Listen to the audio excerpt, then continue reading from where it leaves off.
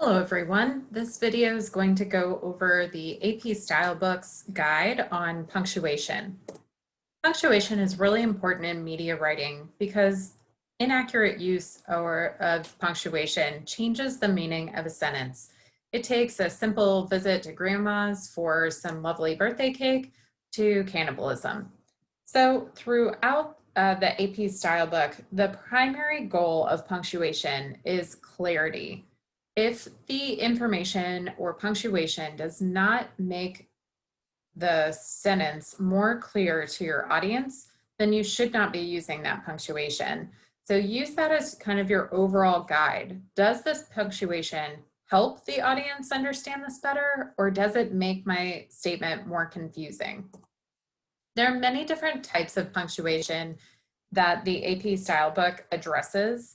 A lot of these we're going to be going over in future weeks of AP Style Guide homework, but I wanted to provide an overview of all the different types of punctuation so that you get a better understanding of what each one is before we delve into specific types of punctuation. The most common punctuation that we probably use is a period.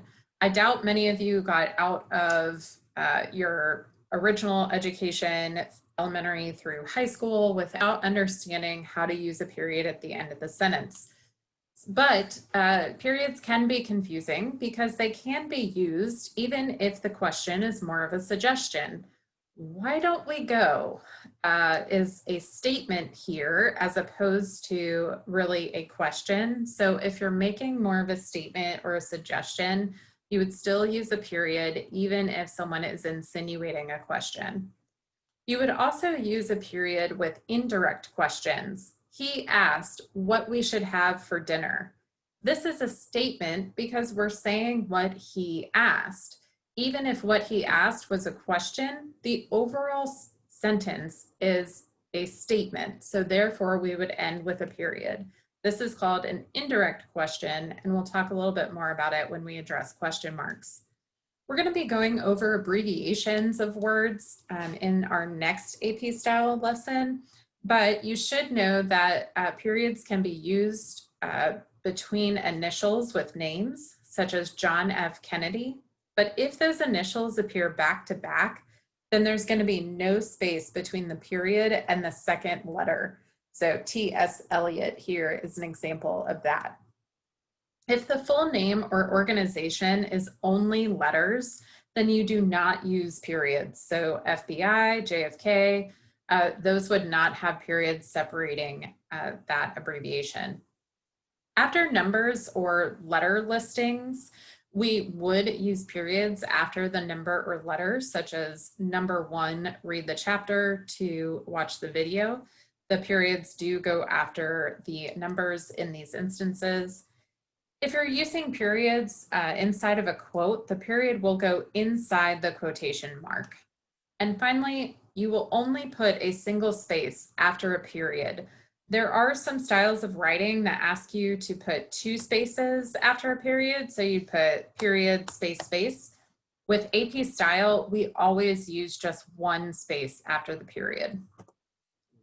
Question marks are used to ask a question, but they're only used when asking a direct question, such as, what's for dinner? You can use a question mark if the indirect question is the entire sentence. So in the example of, did he ask what's for dinner?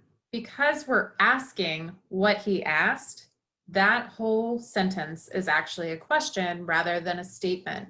So this would still be considered a direct question, even though we're also citing an indirect question.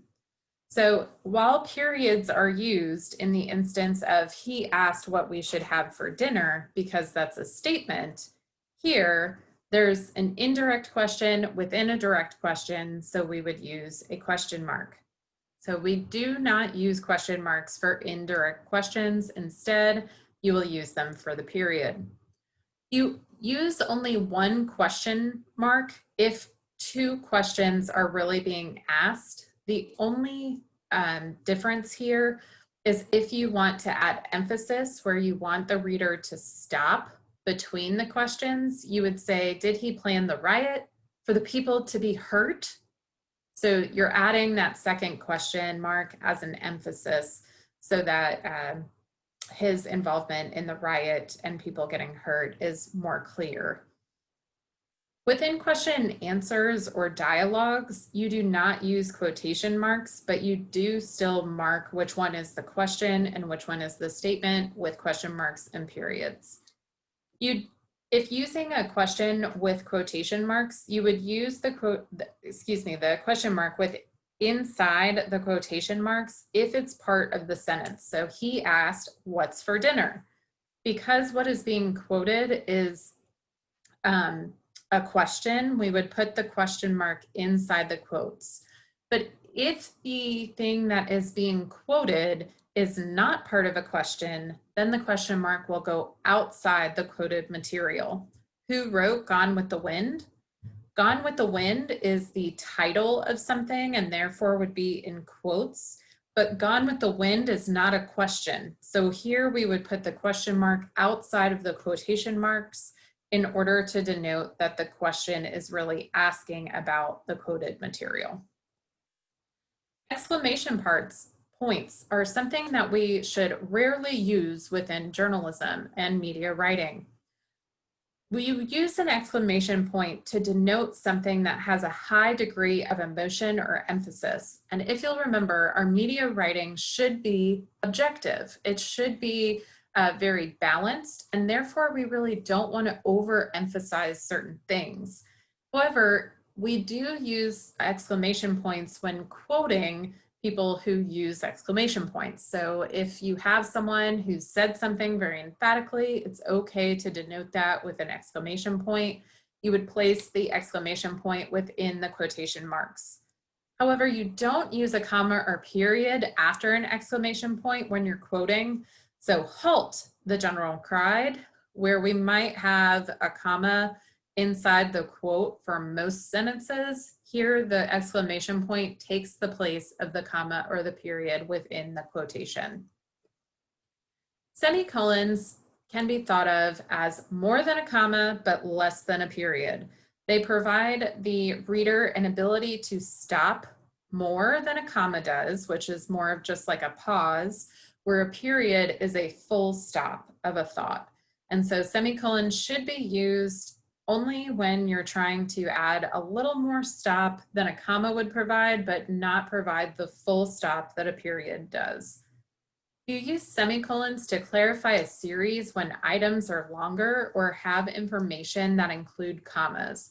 So you would use it before the final and in a series, just like we do for the Oxford comma in AP Style.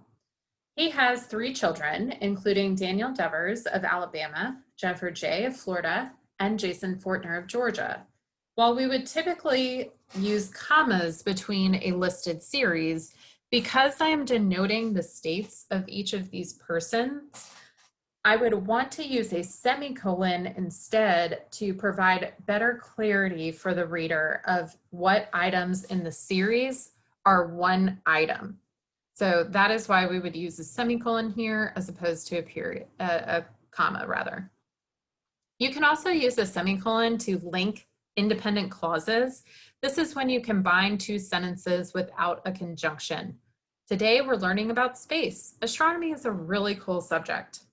So here we are combining 2 sentences, but instead of using and, but, or to combine them, we're using a semicolon instead.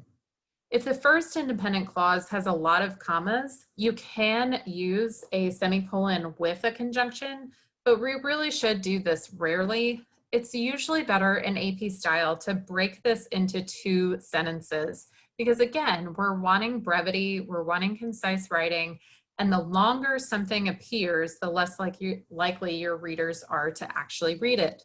So try to use semicolons sparingly, but they are still important to use. If you're using a semicolon with parentheses or quotation marks, they are used outside of those things. A colon is used for emphasis, so please make sure you understand the difference between a semicolon, which is meant to link two things and provide a clarification for list or independent clauses, where a colon is used to help stop the reader and provide emphasis to that thing. So he had only one love, football. We're having the reader stop and then emphasize what that one love was, which in this case would be football. You can also use colons to denote that a list is coming. And then with certain types of listings, such as time elapsed, time of day, or biblical or legal citations.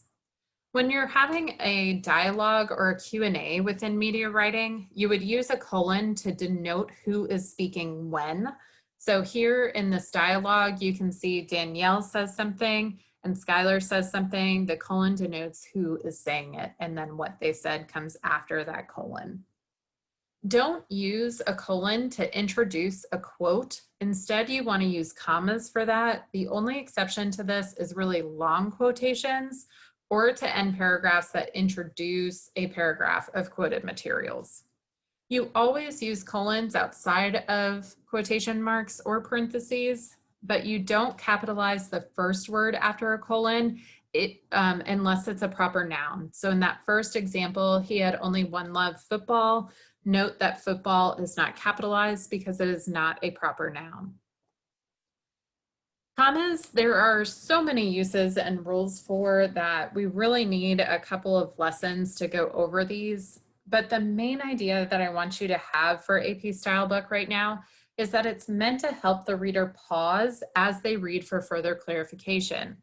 Clarity is always the biggest rule for commas. You're only going to be using commas when it makes the reader stop and be able to separate what is going on. If omitting a comma leads to confusion or misinterpretation of information, use the comma. But if there are too many commas that are causing your reader to have to stop and slow down as they read, that is not brief and concise writing. So that is why there's lots of rules for commas, which we'll be going over in future weeks. But these are some of the key ideas I want you to think about as you're considering commas. Apostrophes are mainly used for possessives, such as Danielle's class. It's my class, I therefore possess it. So you use an apostrophe. Or omitted letters. So it's would be it is, and therefore I've omitted the letter I for is. So that's another use for an apostrophe. Or omitted figures, such as the class of 2023.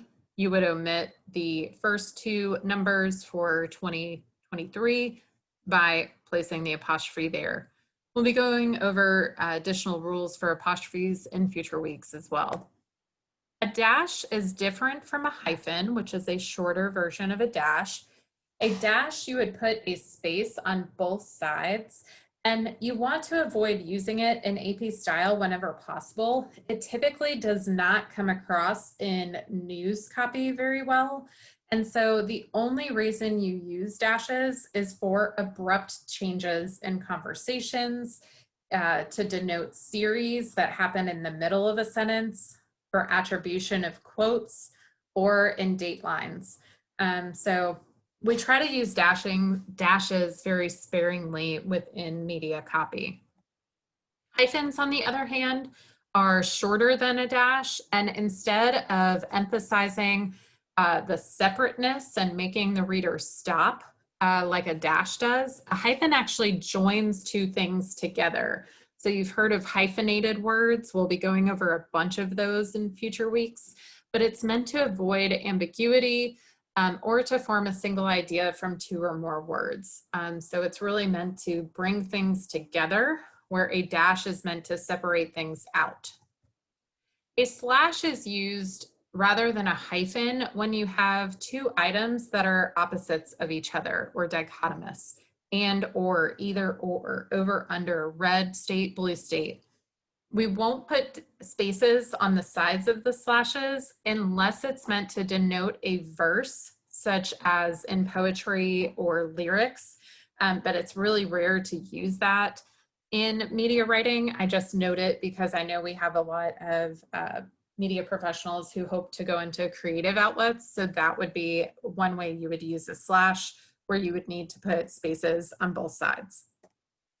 Brackets should not be used in news copy. They cannot be transmitted over news wires for many reasons, but that is why we don't use them within news. You would replace them with parentheses if it's absolutely necessary to bracket something. This is especially true in broadcasting because brackets are used within our copy programs to give commands. So for instance, if I wanted the camera operator to give me a close-up on camera 1, I would put it in brackets to denote that command to the camera operator. And so if I use brackets within a script, it becomes a command rather than a word. So again, don't use brackets in news.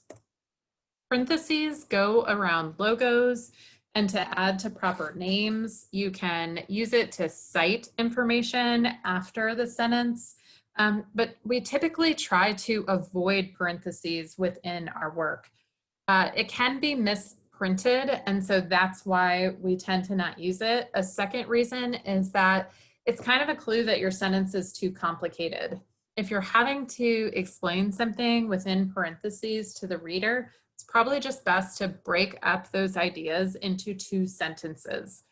You could also use commas or dashes instead of parentheses.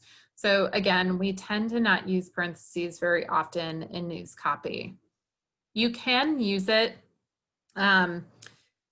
but we try not to. If you have to, you will place the period after the sentence as long as the information in a sentence is not a full sentence. If the information is part of the sentence, then the period will go inside and the first word of the sentence will be capitalized, just like a normal sentence would be. But if the complete sentence is inside another complete sentence, then you don't capitalize the first word and you will not end with a period, as I've done in this example. So again, parentheses can be kind of complicated, which we try to avoid within precise and concise media writing. Quotation marks are extremely important in media writing because we tend to source and attribute our information often. So how you use quotation marks is to copy direct words from another person. It's meant to denote something that they've said.